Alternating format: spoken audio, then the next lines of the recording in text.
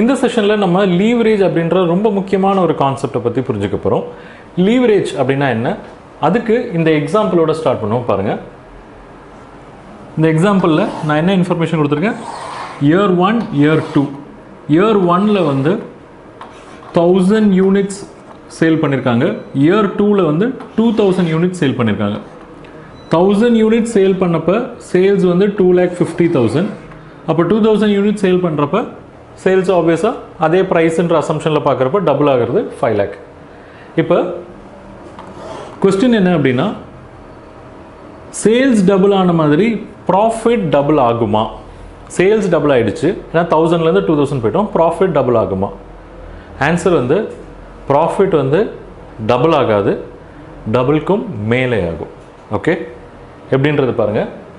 இப்போ காஸ்ட் இருக்குது, நம்ம காஸ்ட்டை வந்து ரெண்டாக பிரிச்சுக்கலாம். ஒன்று வந்து வேரியபிள் காஸ்ட் அப்படின்னு சொல்லுவோம், விசி வேரியபிள் காஸ்ட். இப்போ 2,50,000 இருக்கிறப்ப வேரியபிள் காஸ்ட் வந்து ஒரு 1 lakh இருக்குன்னு வச்சுப்போங்க. அப்போ 2,50,000 சேல்ஸ் இருக்கிறப்ப வேரியபிள் காஸ்ட்டு 1 lakh. அப்போ 5 lakh இருக்கிறப்ப வேரியபிள் காஸ்ட் என்ன இருக்கும்? 2 lakhs ஆகும். Okay, right. இப்போ இந்த சேல்ஸ்லேருந்து நம்ம வேரியபிள் காஸ்ட்டை மைனஸ் பண்ணிட்டோம். மைனஸ் பண்ணால் நமக்கு கிடைக்கக்கூடியதை எப்படி டெக்னிக்கலாக கிளாஸிஃபை பண்ணுவோம் அப்படின்னா கான்ட்ரிபியூஷன் அப்படின்னு சொல்லுவோம். Sales minus variable cost. 2,50,000 minus 1 lakh, 1,50,000. 5 lakh minus 2 lakh, 3 lakhs. Okay, இதுக்கு மேலே என்ன பண்ணுவோம்? இந்த கான்ட்ரிபியூஷன்லேருந்து நம்ம என்ன பண்ணுவோம்? ஃபிக்ஸட் காஸ்ட்டை மைனஸ் பண்ணுவோம். Less fixed cost. Fixed cost இந்த பிஸ்னஸ்க்கு வந்து ஒரு 1 lakh அப்படின்னு வச்சுப்போம். 1 lakh. ஃபிக்ஸட் காஸ்ட்டுடைய நேச்சர் என்ன? ஃபிக்ஸட். என்ன டர்ன் ஓவராக இருந்தாலும் சரி, ஃபிக்ஸட் காஸ்ட் வந்து ஃபிக்ஸடாக தான் இருக்கும். அப்போ இந்த 1 lakh அப்படின்றது இங்கேயும் வந்து 1 lakh தான் கண்டினியூ ஆகும். ஓகே, ஸோ இங்கே 1 lakh இருந்தது, இங்கேயும் 1 lakh தான் இருக்க போகுது. இப்போ பாருங்கள் ப்ராஃபிட் என்ன அப்படின்றது. Profit 1,50,000 minus 1 lakh. ப்ராஃபிட் எவ்வளோ? 50,000. இங்கே 3 lakh மைனஸ் 1 lakh. ப்ராஃபிட் எவ்வளோ? 2 lakhs. இப்போ நல்லா கவனிங்க, சேல்ஸ் வந்து 2,50,000லேருந்து 5 lakh ஆச்சா? சேல்ஸ் வந்து 100% இன்க்ரீஸ் ஆச்சு. ப்ராஃபிட் 50,000லேருந்து 1 lakh ஆகணும் இல்லையா? ஏன்னா சேல்ஸ் டபுள் ஆனப்போ ப்ராஃபிட்டும் டபுள் ஆகணும் இல்லையா? ஆனால் ப்ராஃபிட்டு 1 lakhக்கு பதிலாக 2 lakh ஆகிடுச்சு. அதாவது கிட்டத்தட்ட 300% வந்து ப்ராஃபிட் இன்க்ரீஸ் ஆகிருக்கு. இங்கே பாருங்கள், இங்கே சேல்ஸ் எவ்வளோ இன்க்ரீஸ் ஆகிருக்கு? வெறும் 100% தான் சேல்ஸ் இன்க்ரீஸ் ஆகிருக்கு. ஆனால் 50,000 கூட ஒரு 1,50,000 ப்ராஃபிட் ஆட் ஆகிடுச்சு இல்லையா? அப்படின்னா எவ்வளோ?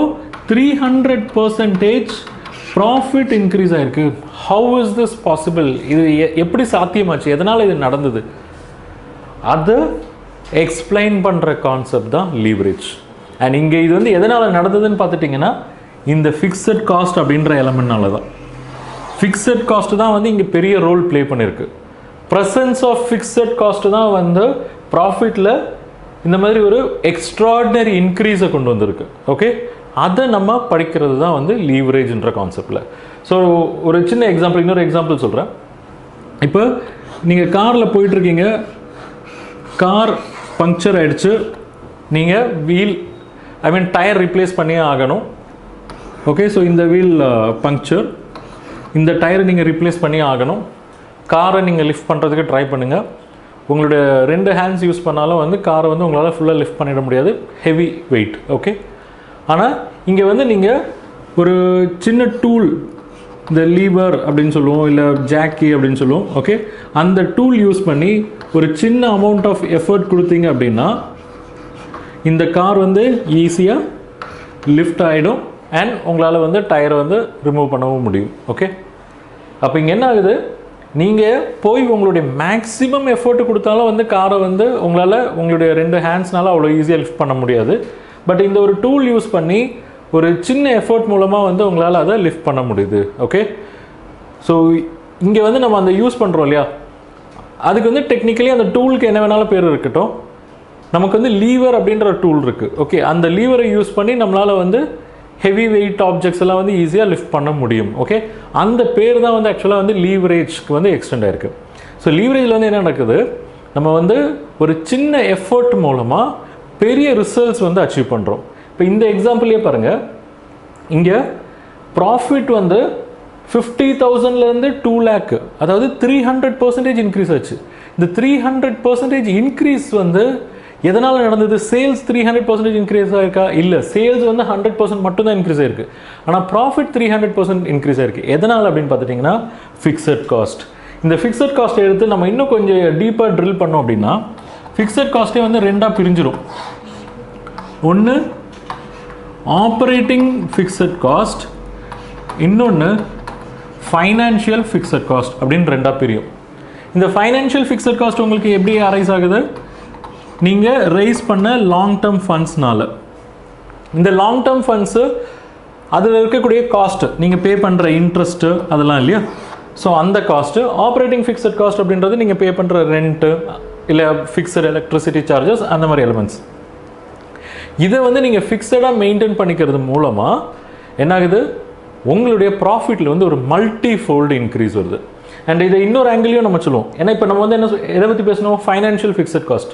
ஃபைனான்ஷியல் ஃபிக்ஸட் காஸ்ட் வந்து நம்மளுடைய ப்ராஃபிட்டுக்கு கான்ட்ரிபியூட் பண்ணுது. எப்படி? நல்லா பாருங்கள். இப்போ உங்களுடைய பிஸ்னஸ்னுடைய அசெட்ஸை வந்து நீங்கள் ரெண்டு சோர்ஸ்லேருந்து ஃபண்ட் பண்ணலாம். ஒன்று ஓனர்ஸ் மணி, இன்னொன்று அதர்ஸ் மணி, ரைட்?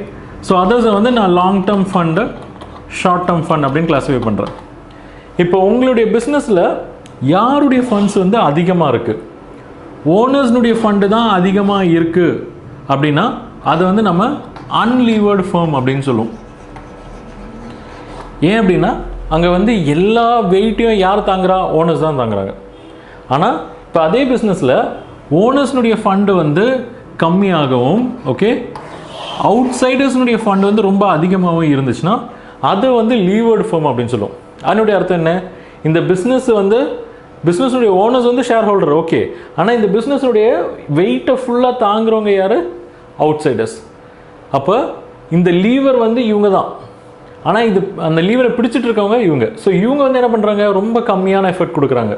ரொம்ப கம்மியான எஃபர்ட் கொடுத்து இவங்களை யூட்டிலைஸ் பண்ணி யாருக்கு ரிட்டர்ன் மேக்ஸிமைஸ் பண்ணிக்கிறாங்க? ஓனர்ஸ்க்கு ரிட்டர்ன் மேக்ஸிமைஸ் பண்ணுறாங்க. ஓகே, ஸோ அதுதான் வந்து லீவரேஜில் டிஃபனிஷனில் எப்படி சொல்கிறாங்க அப்படின்னா, leverage is ability of firm to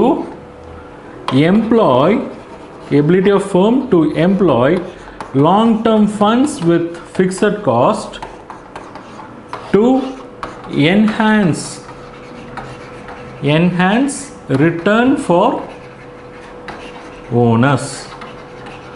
So இப்போ ஒரு ஃபர்ம்னால வந்து லாங் டேர்ம் ஃபண்ட்ஸ், அதுவும் ஃபிக்ஸட் காஸ்ட் இருக்கக்கூடிய லாங் டேர்ம் ஃபண்ட்ஸை யூட்டிலைஸ் பண்ணி ஓனர்ஸ்க்கான ரிட்டர்ன்ஸை என்ஹான்ஸ் பண்ண முடியுதோ அந்த சிச்சுவேஷனை வந்து நம்ம லீவரேஜ் அப்படின்னு சொல்கிறோம். ஓகே, இப்போ லீவரேஜ் வந்து நம்ம கிளாஸிஃபை பண்ணலாம். 3 டைப்ஸ் ஆஃப் கிளாஸிஃபிகேஷன் இருக்குது லீவரேஜ். ஒன்று operating leverage, 2 financial leverage, 3 combined leverage. Okay, so வரப்போகிற செஷனில் இதை பற்றி டீட்டெயில்டாக பார்க்கலாம்.